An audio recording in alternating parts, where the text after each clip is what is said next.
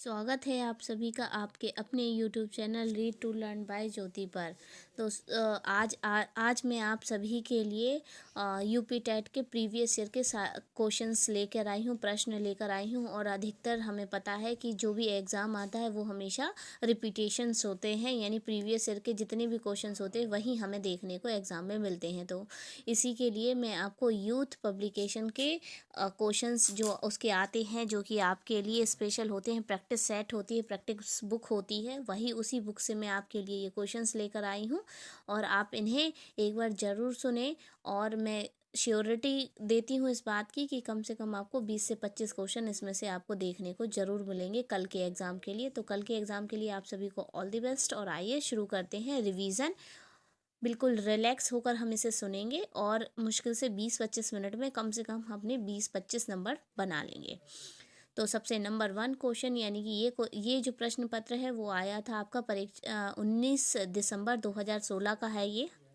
पहला क्वेश्चन है, प्रश्न है, पियाजे मुख्य रूप से किसके अध्ययन के लिए जाने जाते हैं? तो आंसर होगा हमारा संज्ञानात्मक विकास के लिए। हमें पता है जब मानव शरीर के एक भाग के लिए किए गए प्रशिक्षण का अंतरण दूसरे भाग में हो जाता है तो उसे क्या कहते हैं? उसे द्विपार्श्विक अंतरण कहते हैं। दिए हुए प्राप्तांकों के समूह में जो प्राप्तांक बहुधा सबसे अधिक बार आता है उसे क्या कहेंगे? उसे बहुलक, यानी रिपीटेशन जो होता है उसे क्या कहते हैं? बहुलक कहते हैं। क्रिया प्रसूत अनुकूलन सिद्धांत का प्रतिपादक किसने किया था? तो इसका आंसर होगा हमारे स्किनर ने किया था। अल्बर्ट बंडूरा निम्न में से किस सिद्धांत से संबंधित है? तो हाँ, इसका उत्तर होगा सामाजिक अधिगमन सिद्धांत से संबंधित है। मानसिक आयु का प्रत्यय दिया था बिने साइमन ने। इसके बाद आगे हम पढ़ते हैं प्रश्न नंबर 7, निम्नलिखित में से कौन सा सीखने का नियम नहीं है? तो इसका होगा तनाव का नियम, यानी तनाव में कभी भी कोई भी नहीं सीखता है, तो आंसर होगा तनाव का नियम। नेक्स्ट है संवद्ध प्रतिक्रिया सिद्धांत में पावलोव ने प्रयोग किया था। किसका प्रयोग किया था? कुत्ते पर प्रयोग किया था। सूझ द्वारा सीखने के सिद्धांत का प्रतिपादन किसने किया? कोहलर ने किया। इसके बाद नेक्स्ट क्वेश्चन है, कार्य को आरंभ करने, जारी रखने और नियमित करने की प्रक्रिया है, क्या बोलते हैं इसको? इसको बोलते हैं प्रेरणा। यानी कि जब आप अंदर से मोटिवेट होते हैं तब आप किसी कार्य को बिल्कुल पूरे मन से 100% के साथ करते हैं। उसके बाद विस्मृति कम करने का उपाय है पाठ की पुनरावृत्ति, यानी कि बार बार रिवीजन करना। क्रोध वह भय प्रकार है संवेग के, यानी संवेग होते हैं ये हमारे, यानी गुस्सा करना और भय, ये सब क्या है? आपके संवेग हैं। दूसरे व्यक्ति को के व्यवहार की नकल है अनुकरण, यानी कि सामने वाला जो कर रहा है उसे देखकर अगर दूसरा भी करता है तो उसे अनुकरण, यानी कि क्या कहते हैं? कॉपी करना, यानी अनुकरण। उसके बाद सीखी हुई बात को स्मरण रखने या पुनः स्मरण करने की असफलता को कहते हैं विस्मृति, यानी भूल जाने को हम क्या कहते हैं? विस्मृति कहते हैं। प्रश्न नंबर 16, टर्मन के अनुसार 90 से 100 बुद्धि लब्धि का बालक माना जाता है। क्या माना जाता है? सामान्य माना जाएगा, सामान्य बुद्धि वाला बालक माना जाएगा। 17, हॉल का सिद्धांत निम्न में किसकी व्याख्या करता है? तो आंसर होगा किशोरों का मनोविज्ञान। मानव व्यक्तित्व के मनोलैंगिक विकास को निम्न में से किसने महत्व दिया था? तो इसका आंसर होगा फ्रायड ने दिया था। नेक्स्ट है 19, मनोविज्ञान की प्रथम प्रयोगशाला को किसने स्थापित किया? इसका है बुंट ने किया था। नेक्स्ट, गेस्टाल्ट मनोवैज्ञानिक की आधारशिला किसने रखी थी? तो ये रखी थी किसने? मैक्स बर्दिमन ने रखी थी। यानी ये कौन थे? गेस्टाल्टवादी मनोवैज्ञानिक थे। संगणक सिद्धांत निम्न में से किससे संबंधित है? तो स्मृति से। नेक्स्ट क्वेश्चन है 22, क्षेत्र सिद्धांत निम्न में से किस वर्ग का सिद्धांत है? तो आंसर हमारा गेस्टाल्टवादियों का। अगला प्रश्न पढ़ते हैं 22, बैटरी का प्रयोग निम्न में से किसके मापन हेतु किया जाता है? बुद्धि के लिए। अभिक्रमायोजित अधिगमन का प्रत्यय किसने दिया था? तो है स्किनर ने दिया था। प्रश्न नंबर 25, व्यवहारिक क्षमताओं में वह सापेक्ष स्थायी परिवर्तन जो कि प्रचलित अभ्यास का परिणाम होता है उसे क्या कहते हैं? उसे हम अधिगमन कहते हैं। इसके बाद 26 संज्ञान किस बुद्धि के सिद्धांत का इस हिस्सा है? गिलफोर्ड का सिद्धांत है। 27 पे आते हैं। 8 वर्ष के सुधीर की मानसिक आयु 10 वर्ष है, उसकी बुद्धि लब्धि कितनी होगी? तो देखिए बुद्धि लब्धि का हम फॉर्मूला लगाएंगे, यानी मानसिक आयु यानी MA अपॉन आपकी वास्तविक आयु लगाएंगे, एक्चुअल जिसे एक्चुअल एज बोलते हैं, मल्टीप्लाई 100। तो इस तरह से जो मानसिक आयु है उसे रख देंगे वास्तविक आयु में, तो इसका जो आंसर आएगा वो आएगा 125। संवेग का कौन सा सिद्धांत इस विचार को मानता है कि संवेगात्मक अनुभव संवेगात्मक व्यवहार पर आधारित हैं? तो इसका आंसर होगा जेम्स लैंग सिद्धांत पर। आगे पढ़ेंगे। किसी इच्छा या आवश्यकता में रुकावट पड़ने पर उसमें उत्पन्न होने वाला सांवेगिक तनाव क्या कहलाता है? कुंठा, यानी मन में बुराई हो जाती है, this is called Kumta. Next है 30। कोहल वर्ग का सिद्धांत निम्न में से किस विकास से संबंधित है? हमें अच्छे से पता है कोहल वर्ग नैतिकता की बात करते हैं। नेक्स्ट हमारा है, अब ये आपका दूसरा प्रश्न पत्र है जो कि कब आए? ये भी 19 दिसंबर 2016 का है, जो कि आपका जूनियर लेवल का है। थॉर्नडाइक का सिद्धांत निम्न में से कौन सी श्रेणी में आता है? तो आपका व्यवहारात्मक सिद्धांत में आता है। सीखने के वक्र किसके सूचक होते हैं? तो आंसर होगा सीखने की प्रगति के सूचक होते हैं। व्यक्तित्व का सामाजिक अधिगमन सिद्धांत किसने दिया था? तो इसका आंसर होगा बंडूरा और वाल्टन ने दिया था। नेक्स्ट पढ़ते हैं हम लोग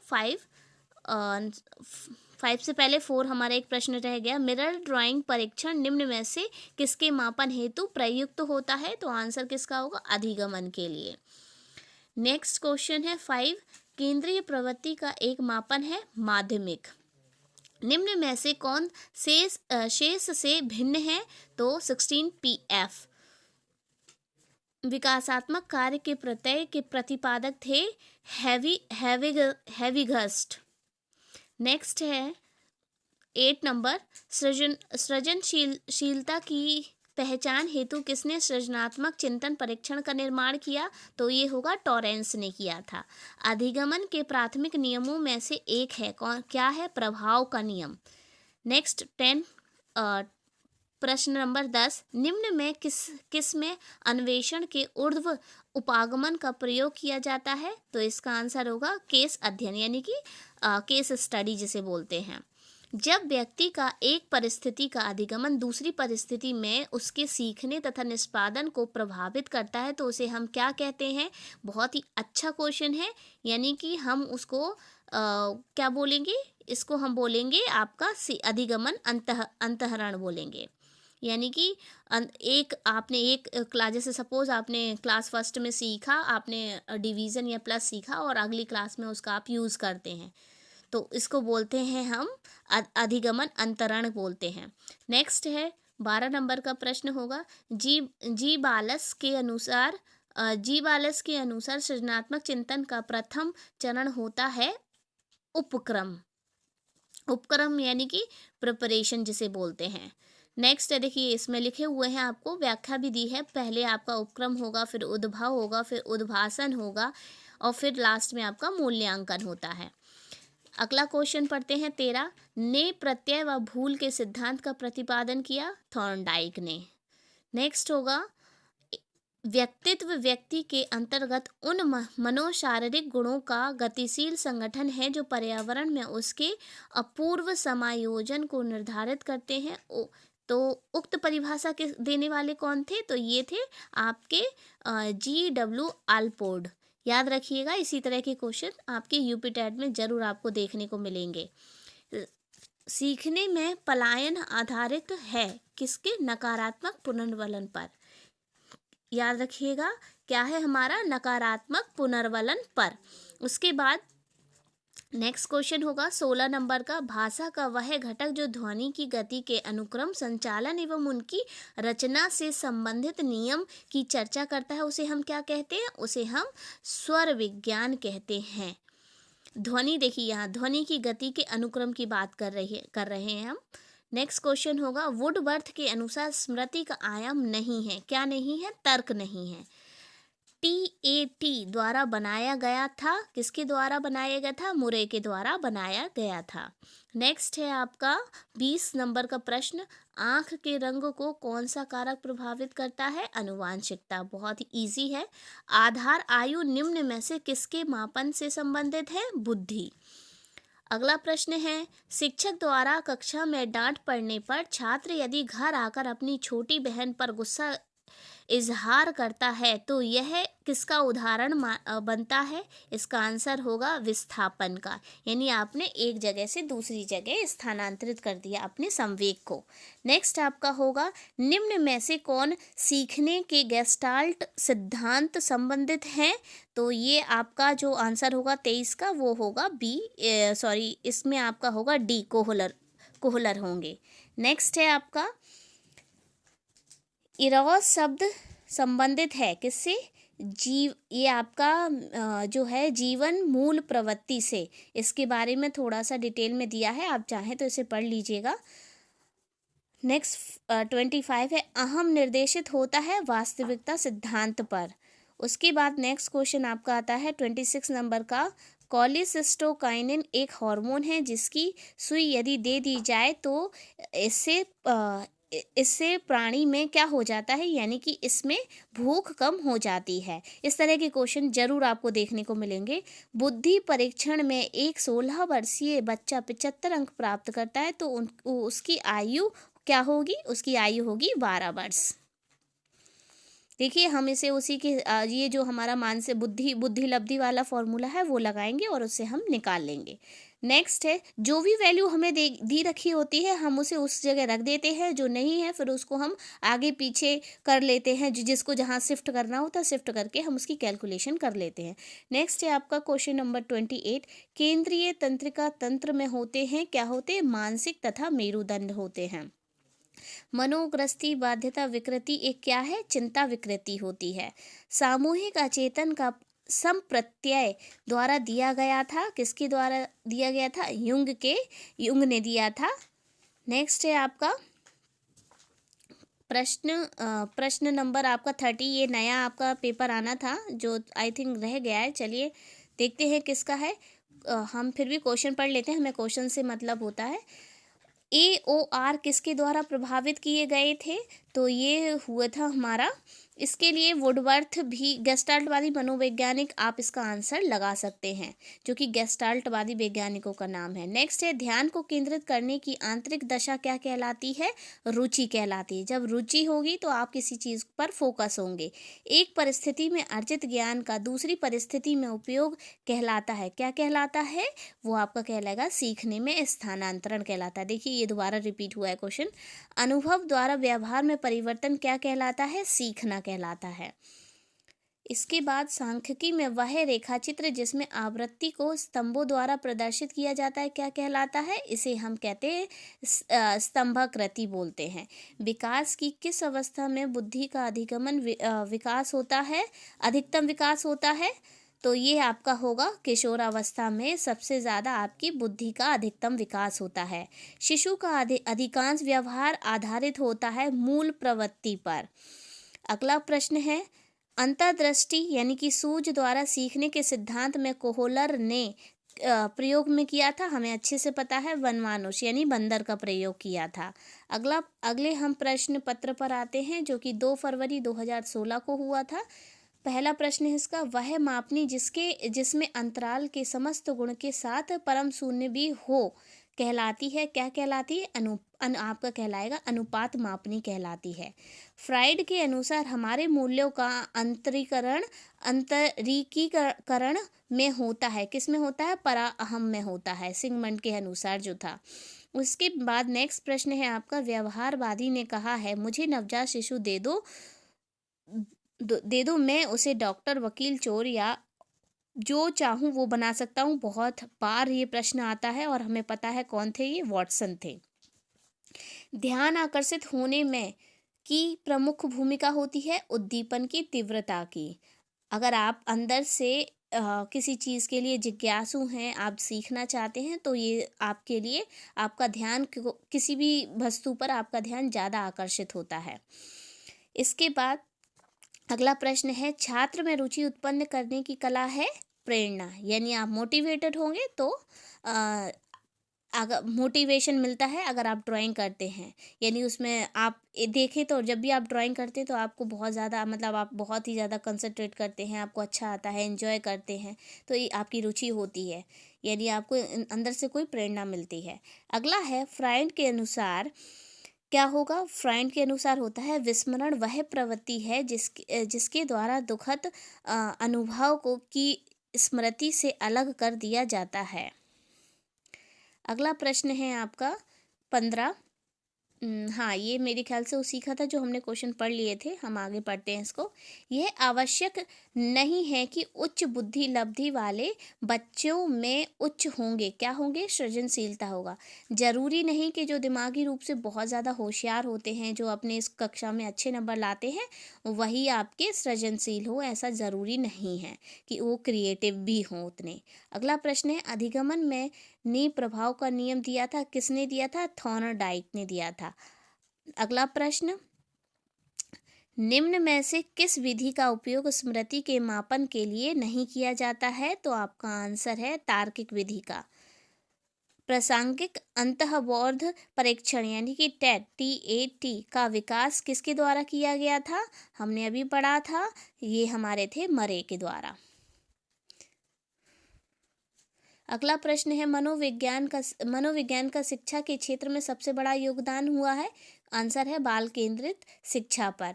निम्न में से कौन सा बुद्धि और विकास के सिद्धांतों से संबंधित नहीं है? तो होगा वर्गीकरण का सिद्धांत, जो कि आपके विकास और बुद्धि से संबंधित नहीं है। अगला है, कक्षा शिक्षण में पाठ प्रस्ताव सोपान सीखने के किस नियम पर आधारित है? तो ये है आपका तत्परता के नियम पर आधारित है। ये सारे क्वेश्चंस आपके आए हुए हैं और इनको ही आपको बार बार रिवाइज करना है। इसे आप सुनिए 1 बार, 2 बार, 3 बार, आपको कई सारे प्रश्न आपके आराम से तैयार हो जाएंगे और बिल्कुल निश्चिंत होकर कल आप अपना एग्जाम देंगे। अगला प्रश्न है 22, संप्रत्यय निर्माण का प्रथम सोपान है, वो आपका होगा प्रत्यक्षीकरण। अगला प्रश्न, प्रेक्षणात्मक अधिगमन संप्रत्यय द्वारा दिया गया था, किसके द्वारा दिया गया था? वंडूरा के द्वारा दिया गया था। उदाहरण, निरीक्षण, विश्लेषण, वर्गीकरण, नियमीकरण निम्नलिखित में से किस विधि के सोपान है? तो ये आपके आगमन विधि के। जब हम उदाहरण से शुरू करते हैं तब अवधान के आंतरिक अथवा व्यक्तिनिष्ठ निर्धारक हैं, कौन है? जो कि आपका होगा रुचि, लक्ष्य और अभिवृत्ति। ये अभिवृत्ति ये आपकी क्या है? अवधान के आंतरिक अथवा व्यक्तिनिष्ठ निर्धारक हैं।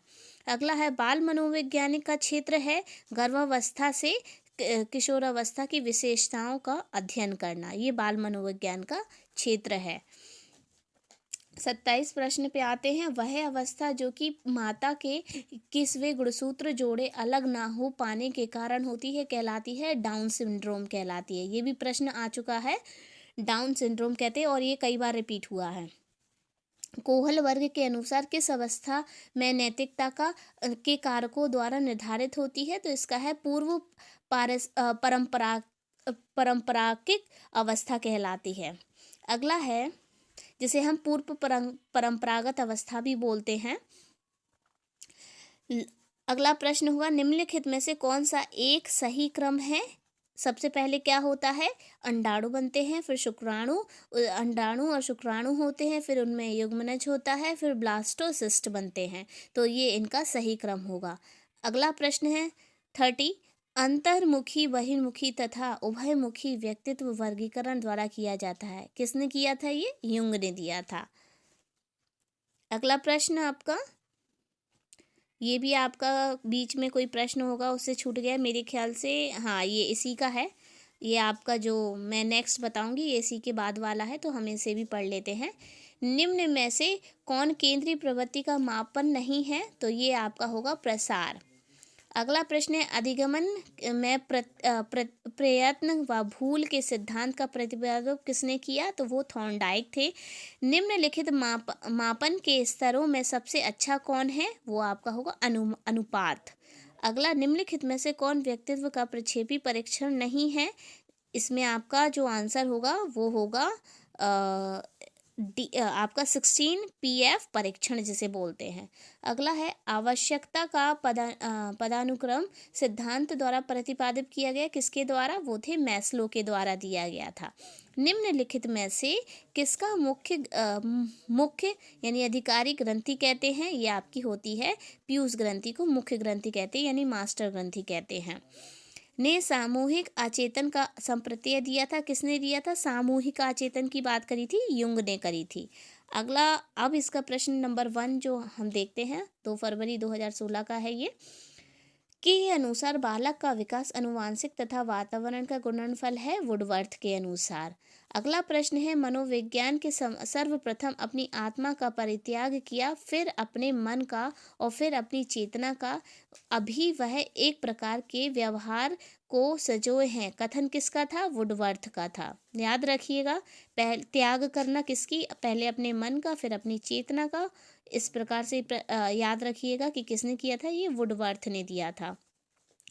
अगला प्रश्न है आपका तीसरा, समलैंगिक विकास में सुप्तावस्था का वर्ष अंतराल संबंधित है किससे? 6 से यौवन तक। 6 वर्ष की आयु से यौवन तक, यानी कि युवावस्था तक। विकास के मनोसामाजिक सिद्धांत का प्रतिपादन किसने किया? एरिक्सन ने दिया। किसका? विकास के। अगला है, के अनुसार इदम, अहम तथा पराहम व्यक्तित्व के 3 घटक हैं। ये दिया था किसने? आपके सिगमंड फ्राइड ने दिया था। फ्राइड से आप ऐसे आप इसको एक ट्रिक बना लीजिएगा। फ्राइड ने फ्राइड कर दिया था सबके ईगो को, तो आपको याद रहेगा। एक व्यक्ति था जिसने सबको फ्राई कर दिया, सबके ईगो को फ्राई कर दिया। इस तरह से आप याद रख सकते हैं। अगला प्रश्न है, किस व्यवहारवादी का मानना है कि अन्य व्यवहारों की भांति भाषा भी क्रिया प्रसून अनुबंधन द्वारा सीखी जाती है? वो थे स्किनर। अगला प्रश्न है आपका, हमने 7, 8 आगे पढ़ लिए थे, अब हमें पढ़ना है 14। अंगूर खट्टे हैं का उदाहरण है यौक्तिकरण का है, यानी आपने लोमड़ी वाली जो सुनी है कहानी, उसी का, यानी उसने किसका उदाहरण दिया था? आपको दिया था यौक्तिकीकरण का दिया था। अगला प्रश्न है, अधिगमन का क्रिया प्रसून अनुबंधन सिद्धांत द्वारा दिया जाता है, किसके द्वारा दिया गया? स्किनर के द्वारा दिया गया। क्रिया प्रसून किसके द्वारा? हम देखिए तीसरी चौथी बार पढ़ रहे हैं ये, इस तरह के क्वेश्चन रिपीट हो सकते हैं। औसत बुद्धि वाले बालकों की बुद्धि लब्धि के बीच होगी। औसत बुद्धि जो होती है वो कितने से कितने के बीच में होगी? वो 90 से 109 के बीच में होती है। 109 या 109 लेते हैं, 110 से फिर वो आगे चली जाती है। अगला प्रश्न है, बंडूरा का कथन है कि बच्चे प्रतिक्रियाएं प्रतिमानीकरण द्वारा सीखते हैं, जिसको हम निरीक्षणात्मक अधिगमन भी कहते हैं। क्या कहते हैं? निरीक्षणात्मक अधिगमन कहते हैं। अगला प्रश्न है 18, पियाजे के संज्ञानात्मक विकास सिद्धांत में अमूर्त तर्क एवं परिपक्व नैतिक चिंतन किस अवस्था की विशेषताएं हैं? इसका आंसर होगा आपका औपचारिक सक्रिय अवस्था के। ठीक है, औपचारिक संज्ञानात्मक अवस्था के होंगे ये आपके। अगला प्रश्न है, जन्मजात व्यक्तित्व गुणों का योगफल है, क्या होता है? ये होता है आपका वंशानुक्रम होता है। मनोविज्ञान के अनुसार निम्नलिखित में से किस विधि द्वारा मूल प्रवृत्तियों में परिवर्तन लाया जा सकता है? इसे हम कहते हैं मार्गान्तीकरण। ये आपका होगा। अगला प्रश्न है, प्रत्ययों को बनते रहना एक क्या है? ये आपका एक संचय प्रक्रिया है। प्रत्ययों का बार बार बनते रहना क्या कहलाता है? आपका संचय प्रक्रिया कहलाता है। निम्नलिखित में से कौन सा भूलने का कारण नहीं है? कौन सा कारण है? शिक्षक की योग्यता, यानी शिक्षक की योग्यता से भूलने का कोई भी लेना देना नहीं है। अगला प्रश्न पत्र हम पढ़ते हैं। अगला प्रश्न पत्र है, अभिप्रेरणा का वर्गीकरण होता है, किसके कारण होता है? जन्मजात तथा अर्जित। हम बोलते हैं जन्मजात तथा अर्जित होता है। अभिप्रेरणा का वर्गीकरण कैसे होता है? जन्मजात होता है तथा अर्जित जो उसने सीखा है उससे होता है। सीखने की प्रक्रिया में सीखने का स्थानांतरण हो सकता है। कैसा हो सकता है?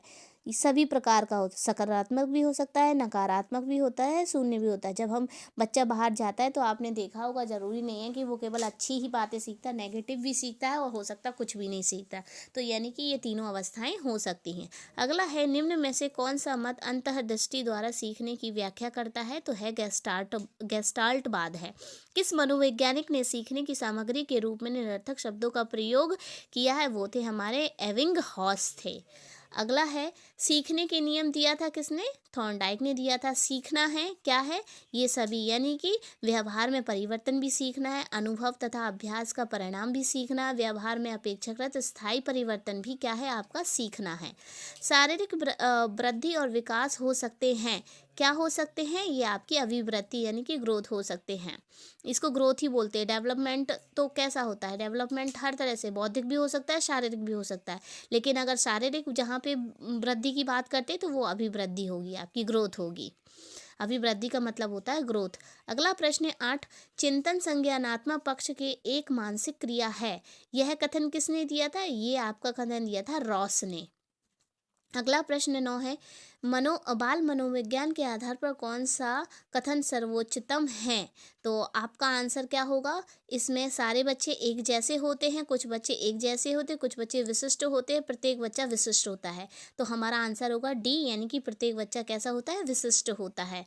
अगला प्रश्न है, देखिए प्रश्न थोड़ा सा फोटो के वजह से जो पीपीटी बनाई वो आगे पीछे हो गई है, पर हमें उससे कोई मतलब नहीं, हमें तो प्रश्न आने चाहिए जो कि प्रीवियस ईयर के हैं, या हमारे प्रश्न तैयार होने चाहिए। अगला है, स्पीयरमैन के अनुसार तर्क करने की क्षमता और समस्या समाधान करने की क्षमता क्या कहलाती है? ये कहलाती है जी कारक कहलाती है। अगला प्रश्न है, पढ़ते समय सामान्य कक्षा में अध्यापक का सर्वाधिक ध्यान किस मनोवैज्ञानिक तथ्य पर होना चाहिए? सबसे ज़्यादा होना चाहिए व्यक्तिगत भिन्नता पर। यह हमेशा एक अध्यापक को देखना चाहिए कि उसके हर एक क्लास के बच्चे की अलग अलग क्या क्या क्वालिटी है उसका उसे पता होना चाहिए।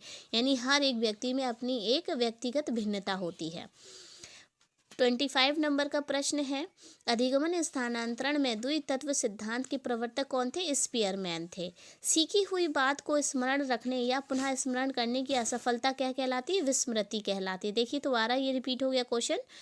अगला प्रश्न है, व्यक्ति के उन मनोशारीरिक अवस्थाओं का गतिशील संगठन जो उसके पर्यावरण के साथ अद्वितीय सामंजस्य निर्धारित करता है क्या कहलाता है? ये आपका व्यक्तित्व कहलाता है। इसी को हम क्या कहते हैं? व्यक्तित्व कहते हैं। सामान्य पुरुष में XY गुणसूत्र होते हैं, जबकि सामान्य महिला में क्या होते हैं? हमें पता है XX गुणसूत्र होते हैं। प्राप्तांकों के समूह का वह बिंदु जिसके नीचे समूह के आधे प्राप्तांक और जिसके ऊपर समूह के आधे प्राप्तांक होते हैं क्या कहलाता है? मध्यांक कहलाता है। मध्यांक यानी कि टोटल नंबर होंगे आपके और उसमें आपके जितने भी नंबर होंगे उनका आधा आपका नीचे आ जाएगा। अगला प्रश्न है, आवृत्ति विवरण को रेखाचित्र द्वारा प्रदर्शित करने की विधियों में से एक है। कौन सा? आपका स्तंभाकृति कहलाता है। अगला प्रश्न है 10, बाल मनोविज्ञान का केंद्र बिंदु है क्या होता है? बाल मनोविज्ञान का बालक होता है। अच्छी स्मृति की क्या विशेषता होती है? अच्छी स्मृति की विशेषता होती है कि शीघ्र पुनः स्मरण कर लेना, शीघ्र पहचानना और अच्छी धारणा, ये सब अच्छी स्मृति की विशेषताएं होती हैं। संवेग शब्द का शाब्दिक अर्थ है क्या होता है? इसका शाब्दिक अर्थ होगा उत्तेजना या भावों में उथल पुथल होना। अगला प्रश्न है, कौशल सीखने की पहली अवस्था क्या कहलाती है? वो अनुकरण कहलाती है। यानी पहली अवस्था में जब हम छोटे बालक होते हैं 0 से 2 वर्ष के, यानी कि जन्म से 2 वर्ष तक हम कैसे सीखते हैं? हम देख कर ही तो सीखते हैं, अनुकरण करके ही सीखते हैं। मानसिक आयु के प्रत्ययों का सर्वप्रथम प्रयोग किसने किया था? वो किया था विनय साइमन ने किया था, हमें याद है। शेषावस्था के लिए उत्तम शिक्षण विधि क्या होगी? शेषावस्था के लिए किंडरगार्टन विधि या मॉन्टेसरी विधि या खेल विधि या ये सभी? तो इसका आंसर क्या होगा? इसका आंसर होगा आपका सभी होगी। यानी ये सभी विधियाँ यूज होती हैं शेषावस्था में। बाल विकास में क्या आवश्यक है बाल विकास में? सबसे पहले बाल विकास के लिए प्रक्रिया पर बल देना, वातावरण और अनुभव की भूमिका पर बल देना, गर्भावस्था से किशोरावस्था तक का अध्ययन होना, ये सारे के सारे बाल विकास के, इसलिए आंसर होगा आपका डी, उपरोक्त सभी।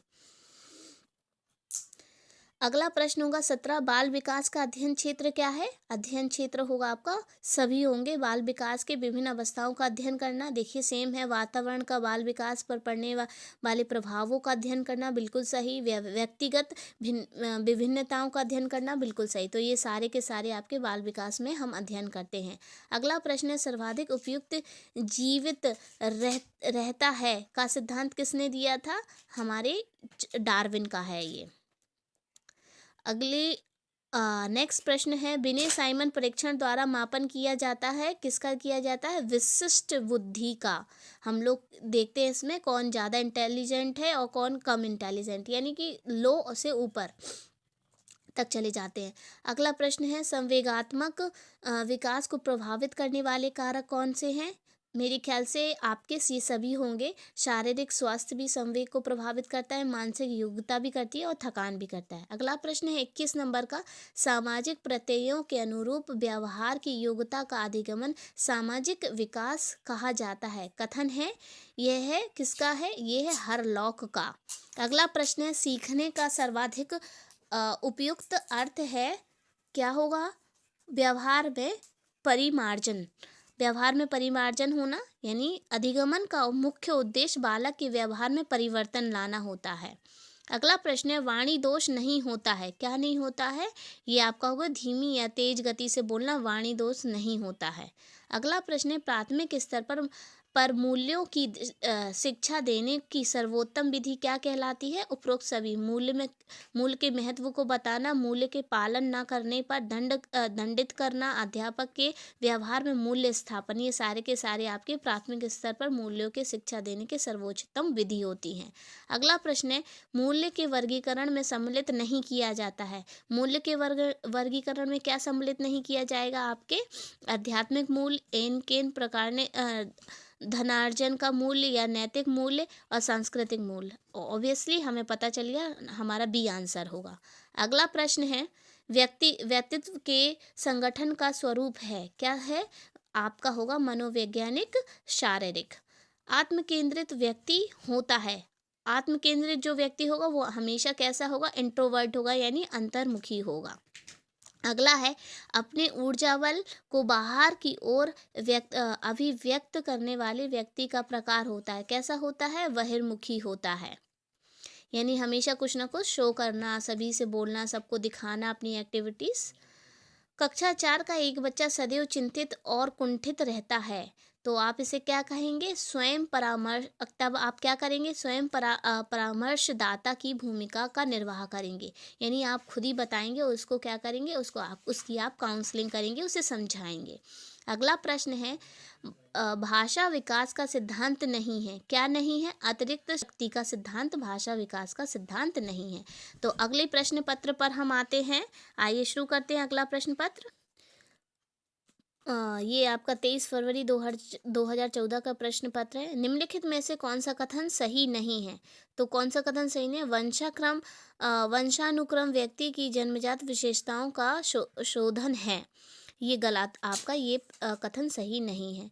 सहचार्य के नियम हैं, क्या है आपके? सहचार्य के नियम होंगे सभी। समानता का नियम, वैषम्यता का नियम और समीपता का नियम, ये सब सहचार्यता के नियम हैं। गेट्स के अनुसार अनुभव द्वारा व्यवहार में परिवर्तन ही क्या कहलाता है? सीखना कहलाता है। अपने आप को प्रेम करने की प्रवृत्ति को क्या कहते हैं? इसको हम इसको आप बोलेंगे, जो आपका प्रश्न नंबर होगा इसे हम बोलेंगे नार्सिसिज्म की प्रवृत्ति बोलते हैं। अगला है प्रश्न नंबर 5, मनुष्य की बुद्धि आगे की पीढ़ियों में संक्रमित होती है का कार्य इस जन्मजात योग्यता के विकास के लिए उपयुक्त परिस्थितियों का निर्माण करता है। आंसर होगा इसका वातावरण। किस पर? वातावरण पर होता है। नेक्स्ट है पूरे आवृत्ति विवरण के प्रतिनिधित्व करने करने को कहा जाता है। क्या कहा जाता है? इसको करते हैं केंद्रवर्ती मापन का मान बोलते हैं। अगला प्रश्न है, निम्नलिखित में से कौन सी विशेषता आंतरिक रूप से अभिप्रेरित बच्चों के लिए सही नहीं है? वे हमेशा सफल होते हैं। ऐसी धारणा किसी बच्चे के अंदर आ जाए, अभिप्रेरित बच्चे जो होते हैं कि मैं हमेशा पास होता हूँ, तो ये उनके लिए बिल्कुल भी अच्छा नहीं होगा। इससे वो कभी भी डिप्रेशन में आगे चल के जा सकते हैं, डिमोरलाइज हो सकते हैं। अगला प्रश्न है 8। बालक एक ऐसी पुस्तक है जिसका शिक्षक को उद्धोपांत अध्ययन करना चाहिए। उपरोक्त कथन किसके द्वारा दिया गया? आंसर होगा आपका रूसो के द्वारा दिया गया। बालक मनोविज्ञान के अनुसार शिक्षा के क्षेत्र में मुख्य स्थान है किसके? बालक का। यानी बाल मनोविज्ञान में किसका मुख्य स्थान है? बालक को केंद्रित किया गया है। सामान्य से विशेष की तर्क की प्रक्रिया निम्नलिखित में से कौन सी पद्धति है? वो होगी हमारी आगमनात्मक और निगमनात्मक। दोनों को याद रखिएगा। जो एक उदाहरण के द्वारा, एक थ्योरी की द्वारा जो हम पढ़ते हैं उसे बोलते हैं आगमनात्मक और निगमनात्मक। अगला प्रश्न है, बाल्यावस्था की प्रमुख मनोवैज्ञानिक विशेषता क्या होती है? वो होगी आपकी सामूहिकता की भावना। बी आंसर होगा। बाल्यावस्था की सबसे यानी इसको हम किस तरह से याद रखते हैं? इसको हम गैंग एज भी याद रखते हैं। आपने देखा होगा कि बच्चे ज़्यादातर इसमें ग्रुप बना के खेलते हैं या रहते हैं। क्लासेस में हो, बाहर हो, वो सब जगह ग्रुप बना के, और गैंग एज भी इसी को हम कहते हैं। अगला है, किशोर अवस्था में संवेग की तीव्रता किस प्रकार प्रकट होती है? तो प्रतिकूल पारिवारिक संबंध से भी होती है, व्यवसाय की समस्या, नई परिस्थितियों के साथ समायोजन, ये सारी के सारे आपके संवेगों की तीव्रता किस प्रकार, इस तरह से हम देख सकते हैं। अगला है, यानी किशोर के संवेग हम देख सकते हैं। अगला प्रश्न है, 140 से अधिक बुद्धि लब्धि IQ वाले बच्चे को किस श्रेणी में रखा जाता है? इसका आंसर होगा आपका, ये आपका होगा टर्मन के। आप सबसे ज़्यादा जो होशियार होते हैं उन्हें हम क्या बोलेंगे? उसे हम प्रतिभाशाली बोलेंगे। इसका आंसर होगा डी। अगला प्रश्न है, सृजनशीलता मौलिक परिणाम को अभिव्यक्त करने की मानसिक क्रिया है, किसकी है ये आपका होगा क्रो एंड क्रो का। अगला प्रश्न है, प्रयास और भूल सिद्धांत के प्रतिपादक थे, कौन थे? थॉर्नडाइक थे। सीखने के पठार के निराकरण के लिए क्या नहीं करना चाहिए? तो इसका होगा आपका उसे दंडित करना चाहिए। यानी कि इसमें आपसे क्या पूछा है, क्या नहीं करना चाहिए? तो उसे दंडित नहीं करना चाहिए। देखिए, नहीं वालों में आप उसे ज़रूर हाईलाइट कर लीजिएगा, क्योंकि आंसर कभी कभी गलत हो जाता है। अगला प्रश्न है, जिस वक्र रेखा में प्रारंभ में सीखने की गति तीव्र होती है और बाद में यह क्रमशः मंद होती जाती है, उसे क्या कहते हैं? उसे हम कहते हैं, इसको हम कन्वेक्स कर्व कहते हैं। अगला प्रश्न है आपका, यानी कि इसका आंसर होगा ए। अगला प्रश्न है आपका 18, व्यक्तिगत भिन्नता का क्या अर्थ है? कोई दो व्यक्ति शारीरिक, मानसिक योग्यता और संवेगात्मक दशा में समान और एक जैसे कभी नहीं होते हैं। अगला प्रश्न पत्र है जो कि 27 जून 2013 को आया था। संवेग अभिव्यक्ति की उत्तेजित दशा है, यह कथन किसने दिया था? ये कथन दिया था आपका वुडवर्थ ने दिया था। शैक्षिक विकास में मूल्यांकन का कथन है, क्या है? ज्ञान क्षमता का मूल्यांकन करना, यानी ज्ञान कितना उसने सीखा है बालक ने। पूर्वग्रही किशोर किशोरी अपनी के प्रति कठोर होंगे, किसके प्रति कठोर होंगे? समस्या के प्रति। अगला प्रश्न है, संज्ञानात्मक विकास के 4 चरण संवेगीय पेशीय, पूर्व संक्रियात्मक, स्थूल संक्रियात्मक और औपचारिक संक्रियात्मक की पहचान की गई है, किसमें की गई है? ये की गई है, आपको बहुत ही आसान है, पियाजे ने की गई है। इसके बाद अगला है, कौन से गुण अच्छे मानसिक स्वास्थ्य के नहीं हैं? इसका प्रश्न होगा, इसका उत्तर होगा आपका बहुत विनीत, स्वयं में सीमित होना। अधिकतम क्षमता निम्नलिखित में से किससे प्रभावित नहीं होती है? किससे प्रभावित नहीं होती है? ये आपकी राष्ट्रीयता से नहीं होती है। यानी जो आपकी अधिगमन क्षमता है, ये किससे प्रभावित नहीं होती है? ये आपकी राष्ट्रीयता से नहीं होती है। अगला प्रश्न है 7वां, किस अधिगमन मनोवैज्ञानिक ने बाल अधिगमन विकास में पुरस्कार को महत्व नहीं दिया है? तो इसका आंसर आप बताइए, क्या हो सकता है? किसने नहीं दिया है? थॉर्नडाइक ने, पावलोव में, या स्किनर ने नहीं दिया है? तो इसका आंसर मैं आपको बताती हूँ। तो इसका आंसर होगा गुथरी। गुथरी ने ही समीपता का सिद्धांत दिया है। इन्होंने बताया था कि जो उद्दीपन होते हैं वो सीखने के लिए यानी कि मोटिवेट करने के लिए, या जो उपहार होता है वो कोई भी मायने नहीं रखता, ये इन्होंने ही कहा था। किसने कहा था? गुथरी ने कहा था। अगला है प्रश्न। देखिए ये मेरे ख्याल से इसकी स्लाइड नीचे होगी, हम देख लेते हैं। लेकिन हम प्रश्न देखते हैं। मानसिक स्वास्थ्य विज्ञान का मुख्य उद्देश्य क्या है? इसका मुख्य उद्देश्य है बालक के मानसिक स्वास्थ्य की रक्षा करना और कुसमायोजन का निराकरण करना। ये क्या होगा? मानसिक स्वास्थ्य विज्ञान का प्रमुख उद्देश्य होगा। अगला प्रश्न, निम्नांकित 7 छात्रों के अंक इस तरह से दिए हुए हैं, उनमें से आपको उसकी माध्यिका बतानी है। तो आप माध्यिका कैसे बताएंगे? देखिए, इनको आप n+1 करेंगे। n+1 का मतलब है आपके कितने हैं? आपके टोटल हैं 1 2 3 4 5 6 7 यानी लिखा हुआ है 7 छात्र हैं, 7 बटे आपको n+1/2 लगाना है, तो आपका पदों की संख्या आ जाएगी। इस तरह से आपका आंसर आ जाएगा। और जो भी पद आएगा, यानी सपोज आपका 8/2 यानी चौथा पद आया, तो चौथे स्थान पर जो संख्या लिखी होगी हम उसे देखेंगे, और चौथे स्थान पे हम इस तरह से इन्हें बढ़ते हुए क्रम में लिखते हैं। जैसे 23 26 38 40, और चौथे नंबर पे कौन है? 40 है, तो आंसर हमारा 40 होगा। अगला प्रश्न है, किस रुचि का संबंध है? किससे संबंध है? बिल्कुल अवधान यानी ध्यान से। अवधान का मतलब होता है ध्यान। सीखे हुए ज्ञान कौशल या विषय का अन्य परिस्थितियों में उपयोग करने को कहते हैं। क्या कहते हैं? सीखने का स्थानांतरण कहते हैं। अनुबंधन की प्रक्रिया में प्रथम सोपान निम्नलिखित में से कौन सा होता है?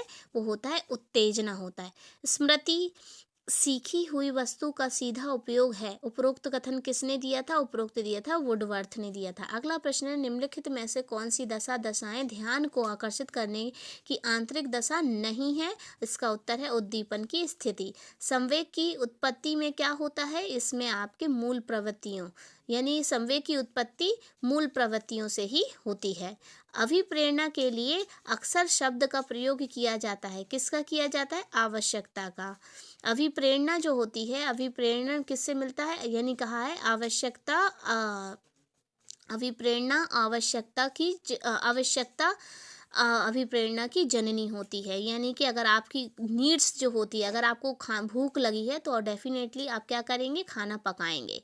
अगला है, विद्यार्थी के प्रत्यय विकास का निर्माण के लिए शिक्षक क्या करेगा? शिक्षक आपका सभी यानी कि शिक्षा विधि सरल एवं जटिल की ओर होनी चाहिए। बिल्कुल सही। को विद्यार्थी को व्यापक अनुभव का अवसर प्रदान करना चाहिए। बिल्कुल, तभी वो सीखेगा। विद्यार्थी को निर्मित प्रत्ययों के अंतरण का अवसर देना चाहिए। बिल्कुल सही। तो ये सारे के सारे चीज़ें, जो सारे की सारी क्रियाएं हैं जो शिक्षक को करना चाहिए विद्यार्थी के प्रति। अगला प्रश्न है, चिंतन मानसिक क्रिया का ज्ञानात्मक पहलू है। चिंतन की यह परिभाषा किसने दी है? रॉस ने दी थी। चिंता की बात किसने करी थी? रॉस ने करी थी। इस तरह से आप याद रख लीजिएगा इसको। कल्पना के विकास के लिए क्या जरूरी है? इसके लिए ज्ञानेंद्रियों को प्रशिक्षित करना चाहिए। बिल्कुल, कहानी सुनना चाहिए। बिल्कुल, रचनात्मक प्रवृत्ति के विकास पर ध्यान देना चाहिए। बिल्कुल सही। ये सारे के सारे, अगर आपको किसी की क्रिएटिविटी कल्पना में विकास करना है तो ये सारी चीज़ें हमें उस बालक के लिए करनी पड़ेगी। अगला प्रश्न है आपका, देखिए ये है स्लाइड, वो आ गई आपकी जो पहले होनी चाहिए थी। चलिए अब हम प्रश्न पढ़ लेते हैं। निम्नलिखित में से किस एक से शिशु के अधिगमन को सहायता नहीं मिलती है? किससे नहीं मिलती? स्कूल के वास्ते से कोई सहायता नहीं मिलती है। अगला प्रश्न है, स्वकेंद्रण अवस्था होती है बालक के किस उम्र में होती है आपकी? ये आपकी होगी 3 से 6 वर्ष तक। यानी कि अपनी तरफ हर चीज़ मेरी अच्छी है, ये मेरा है, ये लोग मुझे देखें, मैं ही सब कुछ हूँ, मैं ही सबसे इंटेलिजेंट हूँ, इस तरह के भाव होते हैं बच्चों में। अगला प्रश्न है, माँ बाप के साए से बाहर निकल अपने साथी बालकों की संगत को पसंद करना संबंधित है। बहुत ही अच्छा प्रश्न है। पूर्व किशोरावस्था यानी किशोरावस्था से जाने से पहले जो अवस्था होती है, जो 9 से 12 होती है, 9 से 11। अगला है, मानसिक परिपक्वता की ऊंचाई को छूने के लिए प्रयत्नरत रहना चाहिए किशोरावस्था में। ये इस तरह की, यानी मानसिक परिपक्वता की ऊंचाई को छूने के लिए हमेशा प्रयत्न रहते हैं। किस अवस्था में रहते हैं? किशोरावस्था में होते हैं। अगला प्रश्न है आपका 12, सीखने का प्राथमिक मूलभूत नियम संबंधित है। किससे संबंधित है? ये आपका होगा तत्परता से। अगला प्रश्न, सीखने की प्रक्रिया को प्रभावित करने वाले कारक हैं। कौन कौन से कारक हैं? तो सभी होंगे, अनुकरण करना, प्रशंसा एवं निंदा से भी और प्रतियोगिता से। ये प्रश्न नंबर 13। अब प्रश्न 14, बालकों के सीखने में प्रेरणा को किस रूप में उपयोगी माना जाता है? तो उपरोक्त सभी, यानी कि बालक की व्यक्तिगतता का आदर करना, पुरस्कार एवं दंड, प्रशंसा एवं भत्सर्जना, उपरोक्त सभी, यानी कि इसमें आपका आ जाएगा उपरोक्त सभी। नेक्स्ट प्रश्न है 15, कक्षा में विद्यार्थियों को अधिगमन के लिए प्रेरित करने हेतु किस व्यक्ति का अनुप्रयोग आप नहीं करते हैं? किस युक्ति का अनुप्रयोग नहीं करते हैं आप? इसमें आपका आंसर आएगा उनकी अत्यधिक प्रशंसा करना। किसी भी शिशु की आप अत्यधिक प्रशंसा नहीं करेंगे। अगला प्रश्न है 16, बुद्धि एवं सृजनात्मकता के किस प्रकार का सह संबंध पाया गया है बुद्धि और सृजनात्मकता में? तो इसका आंसर होगा धनात्मक। हमेशा पॉजिटिव ही होगा दोनों का रिलेशन, यानी उससे कुछ अच्छा ही परिणाम कुछ बनेगा जरूर। कक्षा में अनुशासन बनाए रखने के लिए सर्वाधिक प्रभावशाली उपाय क्या होता है? इसके लिए होता है शिक्षण को रोचक एवं व्यवहारिक बनाना। अगर क्लास इंटरेस्टिंग होती है तो बच्चे अपने आप ही क्या करते हैं, उस पर ध्यान देते हैं। शेष अवस्था में बच्चों के क्रियाकलाप होते हैं, कैसे होते हैं? ये आपके मेनली होते हैं, इसमें आपसे पूछा गया शेष अवस्था में बच्चों के क्रियाकलाप कैसे होते हैं? मूल प्रवृत्त्यात्मक होते हैं, संरक्षित होते हैं, संज्ञानात्मक होते हैं या संवेगात्मक होते हैं? तो 0 से 6 वर्ष की बात हो रही है यहाँ पे, तो हम यहाँ पर मूल प्रवृत्त्यात्मक कहते हैं, यानी इसका आंसर होगा आपका ए।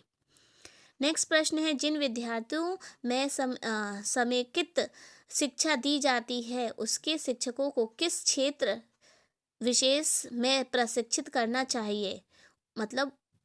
उसमें क्या करेंगे? तो उसमें जो सबसे मेन काम होगा वो हमारा होगा कि विशेष आवश्यकता वाले बच्चों की पहचान और शिक्षण देना चाहिए। अगला प्रश्न है 20 नंबर का, निम्नलिखित में से किस समूह के बच्चे को समायोजन की समस्या होती है? तो आंसर होगा इसका कुशाग्र बुद्धि के बच्चों को इस तरह की ज़रूरत पड़ती है। नेक्स्ट है 21 नंबर का, किसी शिक्षक को यदि यह लगता है कि उसका एक विद्यार्थी जो पहले विषय वस्तु को भली प्रकार से सीख रहा था उसमें स्थिरता आ गई है, शिक्षक को उसे क्या करना चाहिए? इसको हमारा आंसर होगा सीखने की प्रक्रिया की वास्तविक स्थिति मानना चाहिए, क्योंकि ये एक नेचुरल होता है कि पहले आप बहुत जल्दी से सीखते हैं, फिर जब आपका एक टाइम होता है, दिमाग की एक लिमिट होती है, सीखते सीखते आप एक क्या होते हैं, आपकी उस सीखने की जो प्रोसेस होती है वो 0 पे आ जाती है, क्योंकि ये एक नेचुरल प्रक्रिया होती है। अगला प्रश्न है, अपनी कक्षा के एक विद्यार्थी की प्रवृत्ति को यदि शिक्षक बदलना चाहता है तो उसे हम क्या कहेंगे? तो उसे हम उसके समूह के सभी सदस्यों की प्रवृत्ति बदलनी होगी। अगला प्रश्न है, विकास का वही संबंध परिपक्वता से है जो उद्दीपन का किससे होगा? जो उद्दीपन का प्रतिक्रिया से होगा। पियाजे मुख्यतः ज्ञानात्मक विकास के क्षेत्र में योगदान के लिए जाने जाते हैं। किससे? संज्ञान की जगह हमें याद रखना है ज्ञानात्मक है, यहाँ पे दोनों का सेम है। अगला है, जब कभी 2 या 2 से अधिक व्यक्ति एक साथ मिलते हैं, एक दूसरे को प्रभावित करते हैं, तो वे एक सामाजिक समूह का निर्माण करते हैं। यह कथन किसका है? यह कथन है सत्य है या असत्य? यह सत्य है। शिक्षण प्रक्रिया में निम्नलिखित में से किसका भली प्रकार ध्यान रखना चाहिए? विद्यार्थियों की सक्रिय सहभागिता का हमेशा ध्यान रखना चाहिए। अगला प्रश्न है, निम्नलिखित व्यक्तियों में से अपने बच्चे या बच्चों की क्या करना चाहिए? देखते हैं। इसका आंसर होगा आपका अपने विज्ञान विषय के सर्वोच्च अंक पाने पर राकेश कुमार अपने पुत्र की प्रशंसा करते हैं। प्रशंसा करनी चाहिए कि नहीं करनी चाहिए? तो इसका आंसर आपका होगा डी, विज्ञान विषयों के सर्वोच्च अंक पाने पर राकेश कुमार अपने पुत्र की प्रशंसा करते हैं। अगला प्रश्न है, बच्चों के सामाजिक विकास में डैश का विशेष महत्व है। किसका विशेष महत्व है? खेल का। खेल से बच्चे के चारों तरफ यानी कि चारों तरफ यानी सारी तरह से उसका विकास होता है। मानसिक होगा, स्कूल के लिए होगा, शब्दों का होगा, समूह में रहना सीखेगा, बहुत सारी चीज़ें एक साथ सीखेगा। अगला प्रश्न है, भाटिया बैटरी का प्रयोग निम्न में से किसके परीक्षण हेतु किया गया था? तो इसका आंसर होगा बुद्धि के। अगला प्रश्न, लास्ट प्रश्न है इस सेट का, कोहल वर्ग का विकास सिद्धांत निम्न में से किससे संबंधित है? हमें पता है ये है आपका कोहल वर्ग नैतिकता को बताते हैं। ठीक है, यानी आप ऐसे कोहल वर्ग का आप ऐसे याद रख सकते हैं। कोहल वर्ग ने बात करी थी, कोहल का एक बंदर था और बंदर को नैतिकता सिखाने का प्रयास कर रहे थे, क्योंकि वो इंसान बनने वाला है आगे, इसलिए इस तरह से इस कहानी को याद रख लेंगे तो आपको याद हो जाएगा। अगला प्रश्न है प्रश्न पत्र है आपका, जो कि 17 जून 2013 को आया था। इसको हम देखते हैं, निम्न में से कौन सा लक्षण किसी मापक उपकरण के लिए सर्वाधिक वांछनीय है? तो ये आपका है, इसका आंसर होगा आपका विश्वसनीयता।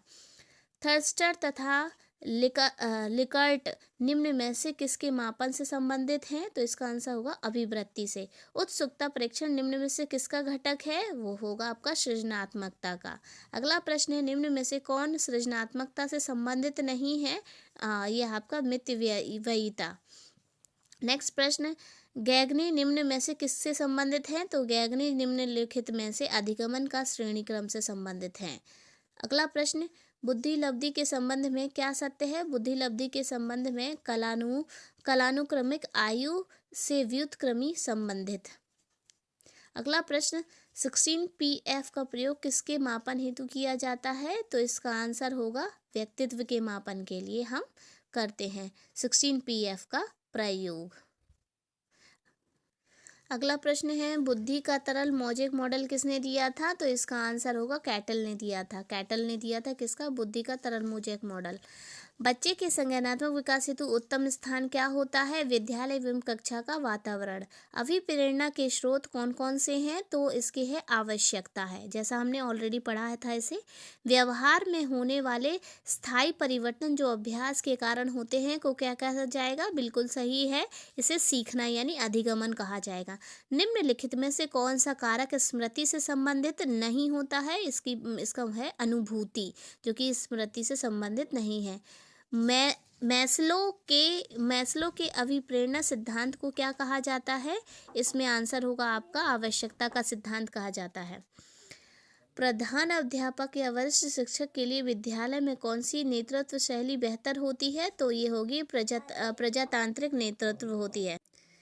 अगला प्रश्न है, मानसिक स्वास्थ्य के नियमों की खोज और उन्हें बनाए रखना अध्ययन का केंद्र बिंदु है। किसने दिया था? ड्रेवर के अनुसार।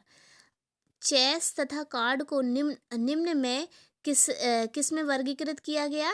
तो आंसर होगा हमारा आपका आंसर होगा बौद्धिक खेल से रिलेटेड है ये। अगला प्रश्न 17 नंबर का, अभिवृत्ति संप्रत्यय है क्या है? ये आपका होगा ये सभी, यानी कि संज्ञान परक, क्रियापरक, संवेगात्मक, ये सारे के सारे अभिवृत्ति संप्रत्यय होते हैं। अगला प्रश्न है आपका, मनोविज्ञान के अनुसार बुद्धि क्या होगी? ये आपकी सीखने की क्षमता भी होगी या अमूर्त चिंतन की योग्यता होगी? तो आपका डी होगा ये, यदि सीखने की क्षमता भी होगी और अमूर्त चिंतनों की योग्यता भी होगी। अगला प्रश्न, मानसिक स्वास्थ्य विज्ञान का प्रमुख उद्देश्य क्या होता है? इसका प्रमुख उद्देश्य होता है बालक में मानसिक स्वास्थ्य की रक्षा करना और कुसमायोजना का निराकरण करना। अगला प्रश्न देखिए, ये भी हम मेरे ख्याल से ये हम लोग पढ़ चुके हैं, ये वाला प्रश्न ये दोबारा आ गया है, आगे पीछे स्लाइड हो गई होगी तो ये वाली हम छोड़ देते हैं। अब हम पढ़ते हैं, हमारा प्रश्न पत्र है जो कि 13 नवंबर 2011 में आया था। निम्न कक्षाओं में शिक्षण की खेल विधि आधारित होती है किस पे? विकास एवं वृद्धि के मनोवैज्ञानिक सिद्धांत पर। डिसलेक्सिया संबंधित होता है, ये आपका पठन विकार से संबंधित, यानी पढ़ने में जो समस्या होती है उसे हम बोलते हैं पठन विकार से संबंधित होगा। विशेष रूप से ज़रूरतमंद बच्चों की शिक्षा का प्रबंध होना चाहिए, दूसरे सामान्य बच्चों के साथ होना चाहिए। अधिगमन के प्रक्रम में अभिप्रेरण है। क्या है? इसका आंसर होगा आपका नए सीखने वालों के अधिगमन के लिए रुचि का सृजन करना। अगला प्रश्न, कक्षा 5 के न्यून दृष्टि वाले बच्चे को क्या करना चाहिए? इसके लिए कक्षा में सामान्य रूप से बर्ताव करना चाहिए एवं ऑडियो सीडी के जरिए सहायता प्रदान करनी चाहिए। श्याम पट्ट को शिक्षण सामग्री के किस समूह के अंतर्गत किया जा सकता है? तो इसका आंसर होगा आपका दृश्य साधन, इसे बोलेंगे। यानी श्याम पट्ट पर हम लिखते हैं तो देख कर पढ़ रहे हैं। अगला है, निम्न में से कौन शिक्षण कुशलता से संबंधित है? तो इसका आंसर श्याम पट्ट का लिखना, ये भी आपका शिक्षण कुशलता के में आता है। प्रश्नों को हल कराना और प्रश्न पूछना, ये सारे के सारे आपके आएंगे शिक्षण कुशलता में। अगला प्रश्न है, कक्षा में जो विद्यार्थी प्रश्न पूछते हैं उन्हें क्या करना चाहिए? लगातार प्रश्न पूछने के लिए प्रोत्साहित करते रहना चाहिए। हमारे स्कूलों में तो ऐसा होता है, जब बच्चा प्रश्न पूछेगा तो उसे डांट के चुपचाप बिठा देते हैं, तो इसीलिए बच्चे बेचारे सीख ही नहीं पाते हैं। अगला प्रश्न है, शिक्षा की किंडरगार्टन पद्धति का प्रतिपादन किसने किया था? इसे किया था फ्रोबेल ने किया था। फ्रोबेल थे जिन्होंने किंडरगार्टन पद्धति का प्रतिपादन किया था। अगला प्रश्न है, एक अभिभावक अपने विद्यालय में मिलने के लिए कभी नहीं आता, तो अब आप क्या करेंगे? उस कंडीशन में आप स्वयं उससे मिलने के लिए जाएंगे। गांव में अधिकतर होता है कि वो खेत पे चले गए, बच्चे माँ बाप आते नहीं है टीचर से मिलने के लिए, तो इस कंडीशन में आप क्या करेंगे? डेफिनेटली आपको जाना पड़ेगा उनके पेरेंट्स से मिलने के लिए। बचपन का सांप्रदायिक दृष्टिकोण को मान्यता है। बचपन, तो इसका आंसर आपका क्या होगा? इसका होगा बचपन वृद्धि एवं परिवर्तन का एक अनूठी अवधि होती है। अगला प्रश्न है, एक प्रमाणीकृत पठन परीक्षण लेने के लिए 5वीं कक्षा को प्रस्तुत करने में शिक्षक को अधिकाधिक परामर्श दिया जाता है। किस चीज़ का परामर्श? परीक्षण में आने वाले समान प्रकार के प्रश्नों में के उत्तर देने के लिए छात्रों को अभ्यास कराना। ये आपका अगला प्रश्न है 13। असंगठित घर में आने वाला बच्चा सबसे अधिक कठिनाई का अनुभव करता है। क्या किस चीज़ का अनुभव करेगा? स्वतंत्र अध्ययन में। अगला प्रश्न पढ़ते हैं। देखिए, प्रश्न समझिएगा। जो प्रश्न समझ में नहीं आया उसे 2 बार आप इसे पढ़िए। जैसे मैं पढ़ देती हूँ, असंगठित घर से आने वाला बच्चा सबसे अधिक कठिनाई का अनुभव कब करेगा? स्वतंत्रता अध्ययन में। यानी कि उसे इंडिविजुअल काम करने में बड़ी दिक्कत होगी, क्योंकि यहाँ जब जो पूरी जॉइंट फैमिली में नहीं रहते जो बच्चे, क्योंकि वो अकेले रहते तो अकेले में वो सब तरह का काम करते हैं, तो इस तरह से उनको दिक्कत होने लगती है। आप देखते हैं कि एक छात्र बुद्धिमान है, आप क्या करेंगे? आप वह जैसे अधिक प्रगति कर सके उस तरह से उसे अनुप्रेरित करेंगे। अगला प्रश्न है, यदि कुछ विद्यार्थी कक्षा में अध्ययन की चित्तवृत्ति में नहीं है तो आप क्या करेंगे? तो आप उन्हें उनकी रुचि अथवा आप अपने विषय के अनुसार रुचिपूर्ण चीज़ें बताएंगे। इस तरह से देखिए, मैंने आपको कोशिश करी है कि मैं ज़्यादा से ज़्यादा प्रश्न पत्र पूरे के पूरे मैंने 2016 से लेके 2011 तक के प्रश्न पत्र लेके आई हूँ, जूनियर, प्राइमरी और जूनियर लेवल के। तो मैं चाहती हूँ आप इसे पढ़िए, ध्यान से पढ़िए और सारे प्रश्न को 1-2 बार, अगर इस वीडियो को अब आप बिल्कुल भी अपनी बुक से पढ़ना बंद कर दीजिए, बस आप प्रीवियस ईयर के इन प्रश्नों को एक बार सुन लीजिए। आपका जो पेपर है डेफिनेटली 100% आपको इसमें से 20 से 25 मार्क्स ज़रूर मिलेंगे। तो इसी के साथ अगला ये आप एक बार इसे पढ़ लीजिएगा धीरे धीरे कर करके, क्योंकि मैं काफ़ी देर से पढ़ रही हूँ, पढ़ते पढ़ते मैं भी थक गई हूँ। अब आप इसको एक बार सुनेंगे, थोड़ा सा आप भी मेहनत करेंगे तो आपको इससे कुछ ना कुछ ज़रूर मिलेगा।